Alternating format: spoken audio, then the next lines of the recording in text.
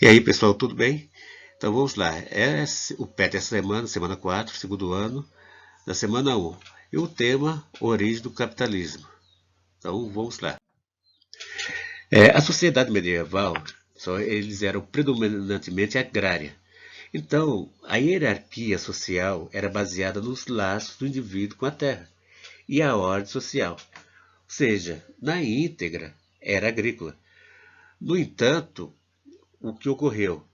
Os aumentos da produtividade nesse período do feudalismo, houve esse aumento da produtividade agrícola e que isso fez acontecer?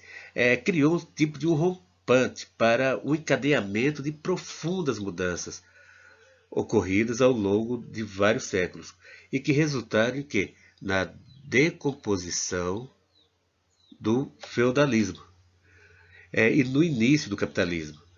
Mas quais foram os motivos principais que geraram todas essas mudanças, ou seja, que acabou gerando essa decomposição? A desorganização do feudalismo.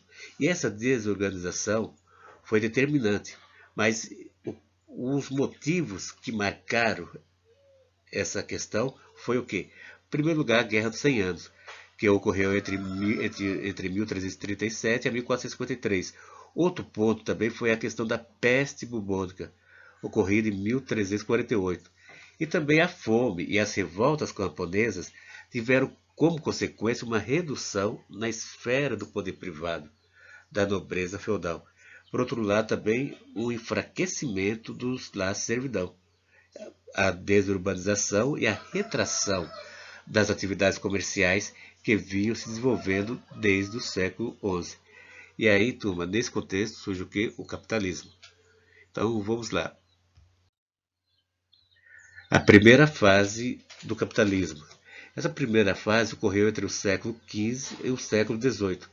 Essa fase do capitalismo é também chamada de pré-capitalista, certo? Naquele momento ainda não havia industrialização e o sistema estava baseado em trocas comerciais.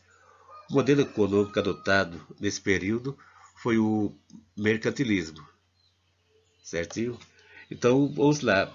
Então, pessoal, após 1500, começaram a acontecer importantes mudanças econômicas e sociais. Vamos apresentar aqui algumas. Um exemplo. A primeira, a classe trabalhadora, sistematicamente privada do controle sobre o processo de produção, vendia força de trabalho para sobreviver. Outra questão, a população da Europa Ocidental aumentou praticamente um terço, chegando a 70 milhões de habitantes em 1600.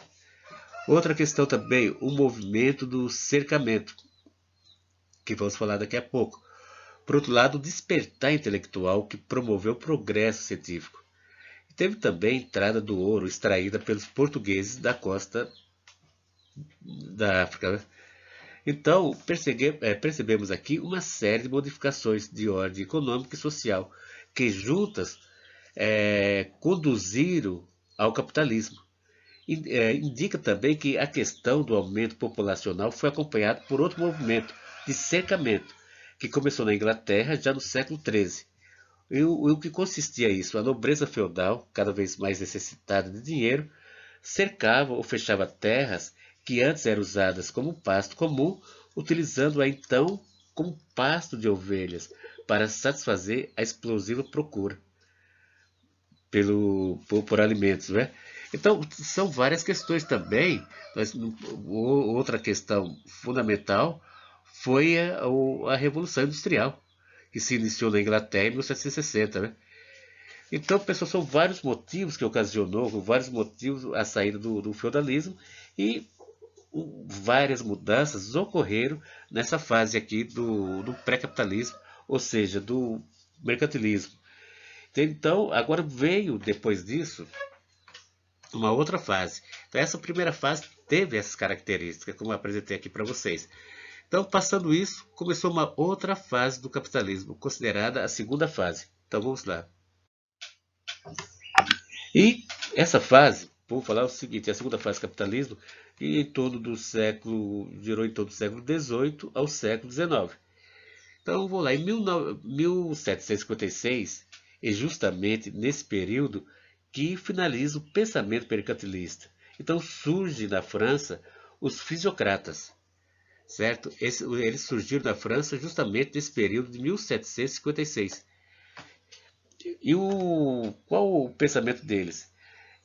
O pensamento deles é caracterizado principalmente a partir de um artigo de François Quinet, em 1758, que ele escreve esse artigo, certo?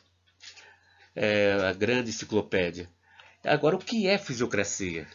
A fisiocracia é uma palavra formulada a partir do grego, physis, ou seja, forma, ordem natural, origem, mais kratos, regra, força, valor. Temos então um termo em grego que podemos atribuir como poder sobre a natureza. Para os fisiocratas, as nações tiveram riquezas da natureza por meio do setor agrícola. Agora, o expoente dessa escola econômica foi Quinet, como já foi falado. Ele era um cirurgião, médico, e seu modelo complexo da economia pode ser atribuído, de modo geral, à circulação do sangue no corpo humano. Então, os fisiocratas, eles adotaram uma visão contrária aos mercantilistas. Esses achavam que o Estado deveria se comportar como comerciante, ampliando os negócios, comprando ouro e interferindo na economia com impostos, subsídios e privilégios monopolistas. Aqueles que afirmavam que a economia regulava-se naturalmente e precisava apenas de proteção contra más influências. Eles defendiam, por outro lado, agora já essa turma aqui dos fisiocratas, porque toda essa questão de impostos altos, de monopólio, era o pensamento principalmente dos mercantilistas. Eles tinham essa forma de pensar. Acreditavam que dessa maneira, aumentando os impostos, exportando mais, importando menos, isso aí poderia o quê?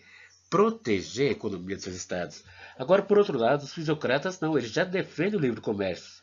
Impostos baixos, direitos de propriedade garantidos e dívida pública baixa. Então, essa é a forma que eles pensavam.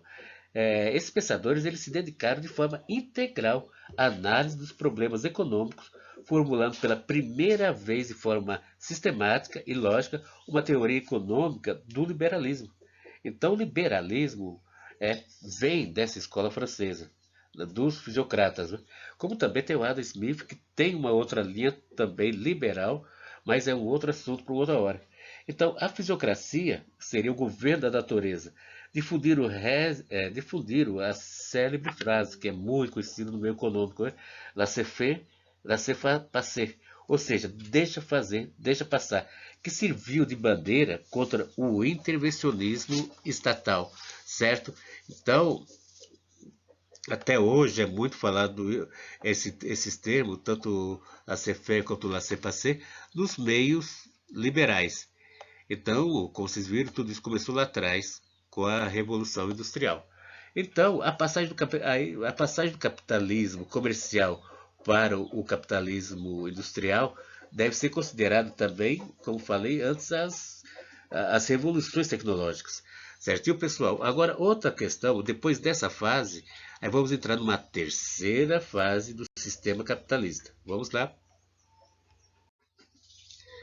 Essa terceira fase do capitalismo iniciou, em primeiro lugar, o conceito de capitalismo financeiro, que vem ser essa terceira fase.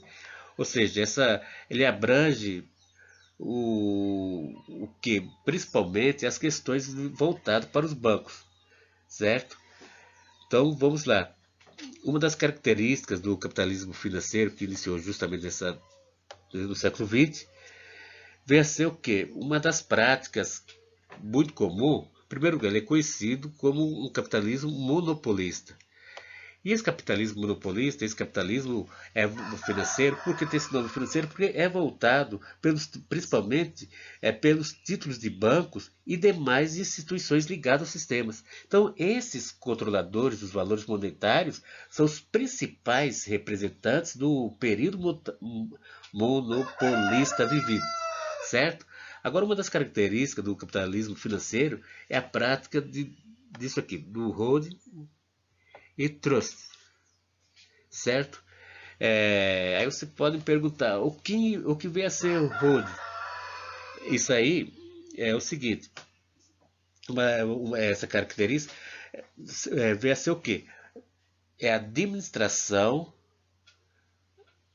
de uma determinada empresa, ela vai administrar outras empresas, tá certo? Através de detenção de suas cotas majoritárias. Um exemplo disso, o Itaú Unibanco, é um tipo de holding. Ele detém o controle do Credit Card, rede e hipermercado, entre outras instituições financeiras. Outro exemplo seria o Grupo Silvio Santos, que administra mais de 40 empresas. Então, o holding seria isso. Uma empresa, eu tenho uma determinada empresa, compro outras empresas, ou então sou sócio majoritário dessas empresas, então vou ficar administrando essas empresas. Agora, uma questão, geralmente nesses casos, eu vou comprar empresas de vários segmentos. Não necessariamente do segmento que eu estou trabalhando, não, mas de vários segmentos. Agora, tem outra aí, característica, outra prática comum no mercado financeiro, que é o trust. Opa, passei um pouco, né? Mas vamos lá. O que vem a ser o trust? Trust é o nome dado quando uma ou mais empresas que já detêm grande parte de um mercado se unem ou se fundem, adotando práticas econômicas que lhes assegurem o aumento dos lucros. Exemplo, a fusão das empresas Sadi e Perdigão, que atuam na mesma área. Elas já detinham boa parte do mercado e eram concorrentes. Elas se fundem e criam corporações gigantescas muito maiores do que as holdings. É, Essa questão, inclusive, de uma certa forma, dos trusts, é interessante, que é o seguinte, perigoso, em termos de capitalismo. Por quê? Porque isso aí acaba monopolizando o mercado. Você tem uma empresa aqui e tem outra ali que é concorrente. Vocês se fundem, se juntam e faz uma única empresa. Isso aí vai o quê? Vai diminuindo a concorrência. Vai acabando com a concorrência e quem perde com isso, sem sombra de dúvida, é o povo de modo geral. Nós, principalmente trabalhadores. Mas vamos lá. O capitalismo informacial. O que vai ser isso? Em primeiro lugar, isso aí foi uma obra publicada em 1996 por esse senhor aqui, Manuel Castells, certo? Em seu livro Sociedade e Rede, publicado em 1996, está relacionado à revolução tecnológica dos últimos tempos. O capitalismo informacional é caracterizado principalmente pela globalização. Cada vez mais ele está se relacionando e pelos avanços tecnológicos de informação, na aceleração e crescimento dos fluxos de informação. Principalmente, informação hoje tem um poder violento. Quanto mais informação uma determinada empresa obter, ela tiver, mais ela vai estar à frente. É algo hoje impressionante. Uma das coisas principais, determinadas agências têm informação minha, informação sua, informação de todos nós. Isso é fundamental. Segundo esse autor, essas transformações tecnológicas, elas mudam nossas práticas culturais e sociais e constroem uma nova estrutura social. Certinho, turma? Então, até mais para vocês. Durante a semana conversaremos mais.